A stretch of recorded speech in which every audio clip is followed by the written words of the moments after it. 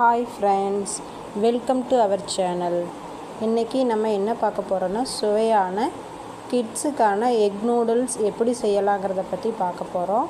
இது ஒரு டைம் செஞ்சு பாருங்கள், கண்டிப்பாக உங்களுக்கு பிடிக்கும். இப்போ தான் நம்ம சேனலை ஃபஸ்ட் டைம் பார்க்குறீங்கன்னா மறக்காமல் சப்ஸ்கிரைப் பண்ணிக்கோங்க. Riya fashion and cooking channel friends and ஃபேமிலிக்கு ஷேர் பண்ணுங்கள். எப்படி இருக்குன்னு செஞ்சு பார்த்து கமெண்ட்டில் பதில் சொல்லுங்கள். வாங்க வீடியோக்குள்ளே போகலாம். இன்றைக்கி நம்ம எக் நூடுல்ஸ் எப்படி செய்யலாங்கிறத பற்றி பார்ப்போம். இப்போது குழந்தைகளுக்கு சாயந்தரம் ஈவினிங் ஸ்நாக்ஸாக கூட ஸ்கூல் விட்டு வந்தோடனையும் கொடுக்கலாம்.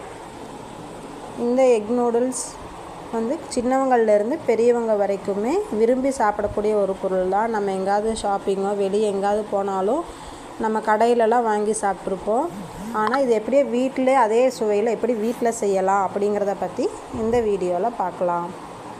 சுவையான எக் நூடுல்ஸ் எப்படி செய்யலாம் அப்படிங்கிறத பற்றி பார்ப்போம். இதுக்கு என்னென்ன பொருள், ஃபஸ்ட்டு இந்த நூடுல்ஸை எப்படி வேக வைக்கணுங்கிறத பார்க்கலாம்.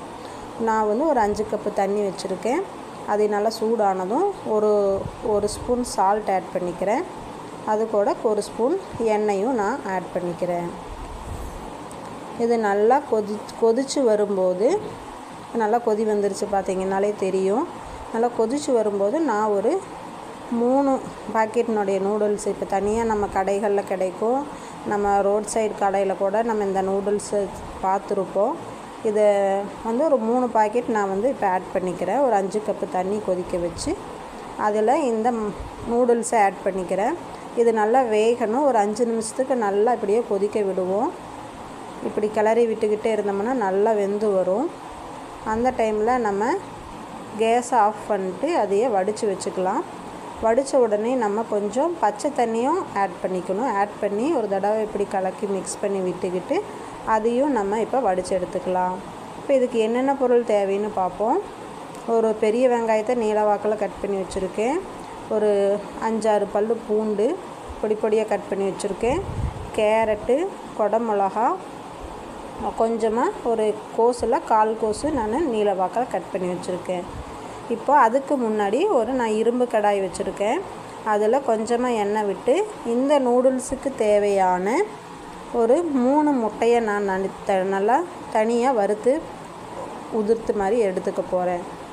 இப்போது இந்த எண்ணெய் காஞ்சதும் கொஞ்சமாக எண்ணெய் விட்டு, எதுக்காக எண்ணெய் விடுறோம்னா அடி பிடிக்காமல் இருக்கிறதுக்காக கொஞ்சம் இந்த வாணலியில் எண்ணெய் விட்டு ஒரு 3 முட்டையை நான் இதில் உடச்சி ஊற்றிக்க போகிறேன். ஊற்றிட்டு இதை நல்லா மிக்ஸ் பண்ணணும். இப்போ பார்த்திங்கன்னா 3 முட்டை ஊற்றிட்டேன். இதையே நம்ம ஒரு கரண்டி வச்சு நல்லா இப்படி மிக்ஸ் பண்ணி விடணும். முட்டை பொரியல் எப்படி செய்வோமோ அந்த பதத்துக்கு நல்லா உதிரியாக உருண்டு வரணும். அந்த மாதிரி பதத்துக்கு நம்ம இந்த முட்டையை ஃபஸ்ட்டு நம்ம இந்த பதத்துக்கு உதுத்து எடுத்துக்க போகிறோம். இப்படி நல்லா அந்த பாத்திரத்தில் பிடிக்காத மாதிரி உருண்டு வந்திருக்கணும். இப்போ அதே பாத்திரத்தில் நான் அந்த முட்டையை எடுத்து வச்சுட்டு அதே பாத்திரத்தில் இந்த நூடுல்ஸுக்கு தேவையான எண்ணெய் ஊற்றிக்கிறேன். ஊற்றினதுக்கப்புறம் கொஞ்சம் கடுகு போட்டுக்கலாம். அதுக்கப்புறமா வெட்டி வச்சுருக்கக்கூடிய அந்த பூண்டு பொடியாக கட் பண்ணி வச்சுருந்தேன் இல்லைங்களா, அந்த பூண்டை நான் இப்போ ஆட் பண்ணிக்கிறேன்.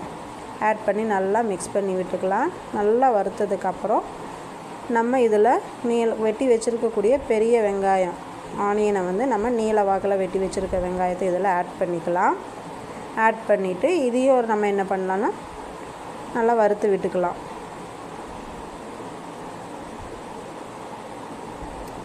நல்லா இந்த மாதிரி பச்சை வாசம் போக நல்லா வறுத்து விட்டுக்கலாம். இது கூட நம்ம இப்போது இந்த கேப்சிகம், குடமிளகா, ஒரு குடமிளகா நான் ஃபுல்லாகவே ஆட் பண்ணியிருக்கேன். அதையே இந்த டைமில் இந்த வெங்காயம் வணங்கினதுக்கப்புறம் போட்டுக்கலாம். அது கூடயே வெட்டி வச்சுருக்கக்கூடிய முட்டைக்கோஸ், கேபேஜுன்னு சொல்லுவோம், அதையும் ஆட் பண்ணிக்கலாம். அப்புறம் ஒரு கேரட்டை துருவி வச்சுருக்கேன், நீளவாக துருவி வச்சுருக்கேன், அதையும் இப்போ ஆட் பண்ணிக்கலாம். இதையும் நல்லா ஆட் பண்ணி இந்த ஆயிலோடு நல்லா மிக்ஸ் ஆகிற அளவுக்கு இந்த ஆனியன் இந்த வெஜிடபிள்ஸ் நல்லா குக் ஆகணும். ஏன்னா குழந்தைங்க சாப்பிட்றது இல்லைங்களா. இது ஒரு பாதி பதத்துக்கு வெந்திருக்கணும். ஃபுல்லாக வேகக்கூடாது, ஒரு பாதி பதத்துக்கு வெந்திருக்கணும். அந்த டைமில் கொஞ்சமாக நான் கருவேப்பிலை ஆட் பண்ணிக்கிறேன். ஆட் பண்ணிவிட்டு நல்லா இதையை இந்த எண்ணெயிலேயே நல்லா வணங்குற மாதிரி நல்லா பாதி பாயில் ஆகிற மாதிரி நல்லா ஃப்ரை பண்ணிக்க போகிறேன். இந்த வெஜிடபிளுக்கு கொஞ்சமாக ஒரு ஸ்பூன் ஒரு ஸ்பூன் நல்லா சால்ட்டு சேர்த்திக்கிறேன். ஸ்கிப் பண்ணாமல் வீடியோவை பாருங்கள். இடையில சில இன்க்ரீடியன்ட்ஸ் எல்லாம் ஆட் பண்ணுவேன். அது வீடியோ ஃபுல்லாக பார்த்தா தான் உங்களுக்கு தெரியும். இப்போ ஒரு ஸ்பூன் சால்ட்டை ஆட் பண்ணி இந்த காய்களுக்கு பிடிக்கிற மாதிரி ஒரு ஸ்பூன் ஆட் பண்ணிக்கிறேன். இப்போது நான் ஒரு ஸ்பூன் சோயா சாஸ் ஊற்றிக்கிறேன். ஒரு 2 ஸ்பூன் டொமேட்டோ சாஸ். இது எதுக்காகனா இந்த ஃப்ளேவருக்காக, நம்ம ரோட் கடையில் சாப்பிடும்போது இருக்கக்கூடிய அந்த ஃப்ளேவருக்காக மட்டுமே இந்த சோயா சாஸையும் இந்த டொமேட்டோ சாஸையும் நான் ஆட் பண்ணிக்கிறேன். அது சேர்த்து அதையும் நல்லா இந்த எண்ணெயிலேயே நல்லா நம்ம வணங்குற மாதிரி நல்லா மிக்ஸ் பண்ணி விட்டுக்கலாம். இப்போ பார்த்திங்கனாலே தெரியும் நல்லா பாயில் ஆயிடுச்சு. இந்த டைமில் நான் ஒரு ஸ்பூன் மல்லித்தூள், ஒரு ஸ்பூன் மிளகாத்தூள், ஒரு ஸ்பூன் மஞ்சள் தூள், ஒரு ஸ்பூன் பெப்பர் மிளகுத்தூள், இது எல்லாத்தையும் வந்து வெஜிடபிளில் போட்டு நான் நல்லா மிக்ஸ் பண்ணிக்கிறேன்.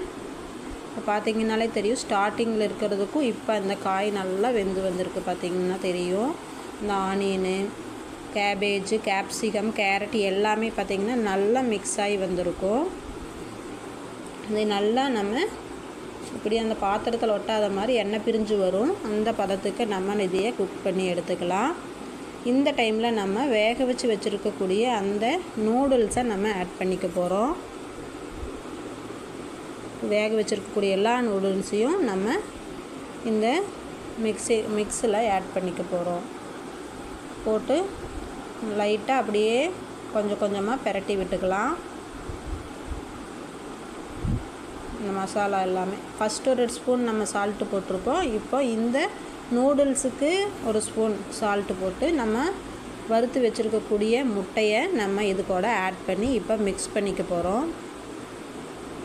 இப்போ பார்த்திங்கனாலே தெரியும் ஒரு 3/4 பதத்துக்கு நூடுல்ஸ் ரெடி ஆயிடுச்சு. மிக்ஸ் பண்ணிக்கலாம். கடைசியாக நம்ம வெட்டி வச்சுருக்கக்கூடிய ஒரு கொத்தமல்லி தழையை பொடியாக நறுக்கி இதில் சேர்ந்து மறுபடியும் ஒரு மிக்ஸ் பண்ணிக்கலாம். அவ்வளோதான் ஃப்ரெண்ட்ஸ், நம்ம சுவையான எக் நூடுல்ஸ் ரெடி ஆயிடுச்சு. இப்போ பார்த்திங்கனாலே தெரியும் நல்லா மிக்ஸ் பண்ணி ஒரு பதத்துக்கு வந்துருச்சு. எக் நூடுல்ஸ் குழந்தைங்க சாப்பிடக்கூடிய egg noodles ready. Thank you friends.